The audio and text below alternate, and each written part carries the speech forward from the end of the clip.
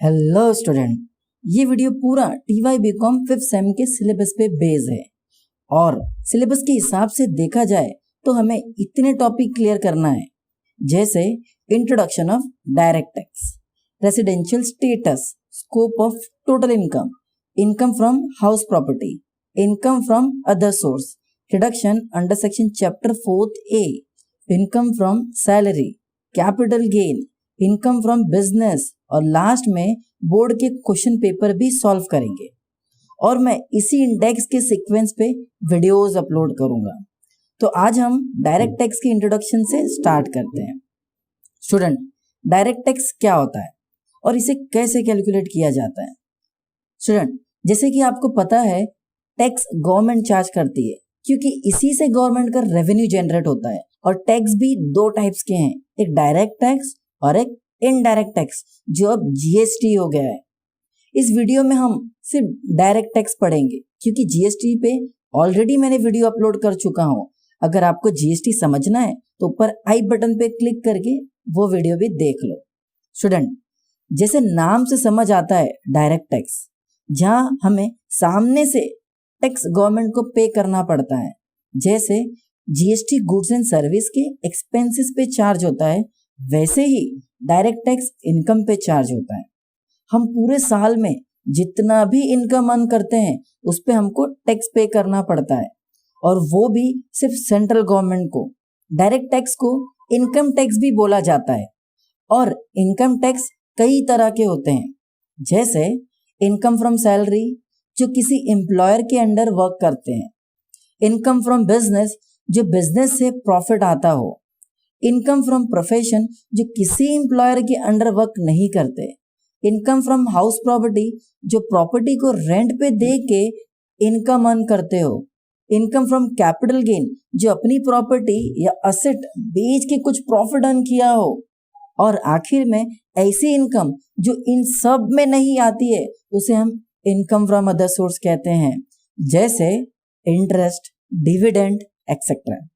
अब income tax में कुछ पॉलिसी है जिसको हमको समझना होगा, जैसे इनकम टैक्स एक्ट 1961 के हिसाब से अगर कोई व्यक्ति टैक्स पे नहीं करे तो उसे पेनल्टी या फिर कोई पनिशमेंट का सामना करना पड़ेगा। इनकम टैक्स रूल्स 1962 के हिसाब से टैक्स कैलकुलेट करने के कुछ रूल्स एंड रेगुलेशन है जो हर एक व्यक्ति को फॉलो करना है। फाइनेंस एक्ट के हिसाब से central government every year budget के बेस पे इनकम टैक्स में चेंजेस ला सकती है। सेंट्रल गवर्नमेंट चाहे तो ऑन द स्पॉट टैक्स की पॉलिसी और टैक्स रेट पे चेंजेस कर सकती है, जिसे हम नोटिफिकेशन कहते हैं। स्टूडेंट, टैक्स के लैंग्वेज में जाने तो इनकम टैक्स कौन पे करना चाहिए? एक वो पर्सन जो असेसी होना चाहिए, जो प्रीवियस ईयर में जितना भी सोर्सेस से इनकम अर्न किया उसका असेसमेंट करके असेसमेंट ईयर में पे करना होगा। शायद आपको सब ऊपर से गया होगा, चलो इसे डिटेल में समझते। Person, assessee, assessment, previous year, assessment year क्या होता है? स्टूडेंट, पर्सन टैक्स की लैंग्वेज में कई तरह के होते हैं, जैसे कोई इंडिविजुअल पर्सन हो, पार्टनरशिप फर्म हो, एलएलपी यानी पार्टनरशिप तो है पर लिमिटेड लायबिलिटी पे, फिर एचयूएफ जो जॉइंट हिंदू फैमिली रहता है, कंपनी जिसे हम जॉइंट स्टॉक कंपनी भी कहते हैं, एसोसिएशन पर्सन यानी कोई पर्टिकुलर बिजनेस के लिए कुछ टाइम के लिए बिजनेस फॉर्म किया हो, बॉडी ऑफ इंडिविजुअल यानी पेरेंट्स के दबाव में बिजनेस रन करना पड़े अनइंटेंशनली, लोकल अथॉरिटी यानी गवर्नमेंट सेक्टर जैसे बीएमसी, जिला परिषद, सरपंच एक्सेट्रा, और यहाँ तक कि आर्टिफिशियल ज्यूरिडिकल पर्सन जैसे temple, universities, trust etcetera. SSC यानी अगर कोई पर्सन की साल भर की इनकम 2.5 लाख के ऊपर हो तो वो टैक्स पेयर हो जाता है और उसे एसएससी कहते हैं। टैक्स के कैलकुलेशन कोई असेसमेंट कहते हैं। जिस ईयर में एक पर्सन इनकम अर्न करता है उसे हम प्रीवियस ईयर कहते हैं, और उसी के नेक्स्ट ईयर हमको उस इनकम पे टैक्स पे करना पड़ता है, उसे हम असेसमेंट ईयर कहते हैं। और जैसे कि आप सभी को पता होगा, ईयर फाइनेंशियल कैलेंडर के हिसाब से चलता है, मींस अप्रैल टू मार्च। जैसे मान लो अभी हम इनकम जो भी अर्न कर रहे हैं वो 2020 टू 21 है, तो ये प्रीवियस ईयर हुआ और इसका टैक्स हम नेक्स्ट ईयर यानी 2021 टू 22 को पे करेंगे, तो ये असेसमेंट ईयर हुआ। तो स्टूडेंट ये तो हुए कुछ बेसिक इंट्रोडक्शन डायरेक्ट टैक्स के। अब मैं कुछ शॉर्टकट वे में एक्सप्लेन करता हूं कि कैसे हम रियल लाइफ में टैक्स असेसमेंट करते हैं। मान लो हमें शाहरुख खान का असेसमेंट करना है, तो पहले हमें जानना होगा क्या वो असेसी है। तो कोई सोचने की बात नहीं है, उसकी साल भर की इनकम 2.5 लाख से ऊपर ही है। तो चलो असेसमेंट करें।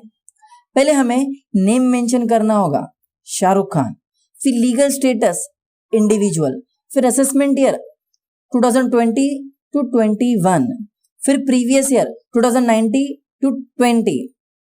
स्टूडेंट जब हम असेसमेंट करते हैं तो वही ईयर असेसमेंट ईयर होता है। फिर फॉर्मेट प्रिपेयर करेंगे जैसे सीरियल नंबर, कंप्यूटेशन, फिर एक अमाउंट का कॉलम। अब हम शाहरुख खान का टैक्स कैलकुलेशन यानी असेसमेंट कर रहे हैं, तो उसकी इनकम बहुत से सोर्सेस से होती है। जैसे उसको ईयरली 2 लाख सैलरी मिलती है। स्टूडेंट सिर्फ हम एग्जाम्पल ले रहे हैं, शाहरुख सैलरी पर्सन नहीं है, उसका प्रोफेशन और बिजनेस चलता है। मैं सिर्फ इजी वे में समझाने के लिए ऐसे एग्जाम्पल बना रहा हूं। सैलरी हो गया, अब उसका बिजनेस में 20 लाख का प्रॉफिट हुआ। फिर कुछ प्रॉपर्टी रेंट पे है जिसमें उसको साल भर में 1 लाख रेंट आता है। और प्रीवियस ईयर में शाहरुख खान ने अपनी प्रॉपर्टी सेल की जिसमें उसको 50,000 का प्रॉफिट हुआ। कुछ पैसे बैंक और इन्वेस्टमेंट में भी है जिसे उसको इंटरेस्ट और डिविडेंड आता है, कुल मिला के साल भर में 20,000। तो अब इन सब को हमें टोटल करना होगा। ग्रॉस टोटल इनकम हुआ 23,70,000। मीन्स साल भर में शाहरुख खान ने 23,70,000 कमाया। ये इनकम को ज्यादा हमने शो कर दिया, तो हम शाहरुख खान को कुछ एडवाइस देंगे कि आप कुछ पैसे कहीं इन्वेस्ट कर दो जिससे आपको कम टैक्स पे करना पड़े।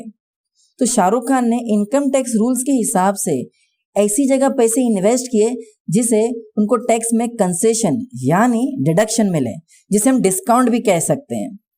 तो हम कुछ अमाउंट ग्रॉस टोटल इनकम से डिडक्ट करेंगे जिसे less deduction under section chapter 4A कहते हैं। स्टूडेंट अभी सिर्फ आप एग्जाम्पल पे ध्यान दो, जैसे जैसे न्यू वीडियोस आते जाएगी मेरी आपको हर एक डाउट क्लियर होगा। अब माइनस करने के बाद जो वैल्यू आएगी वही हुआ हमारा नेट टैक्सेबल इनकम, यानी इतने अमाउंट पे हमको टैक्स पे करना है। स्टूडेंट हमने अभी तक टैक्सेबल अमाउंट ही निकाले, टैक्स कितना पे करना है वो हमारे TYBCom की सिलेबस पे नहीं है। उसके लिए हमें MCOM या IPCC लेवल तक आना पड़ेगा। होप आपको ये वीडियो समझ आया होगा।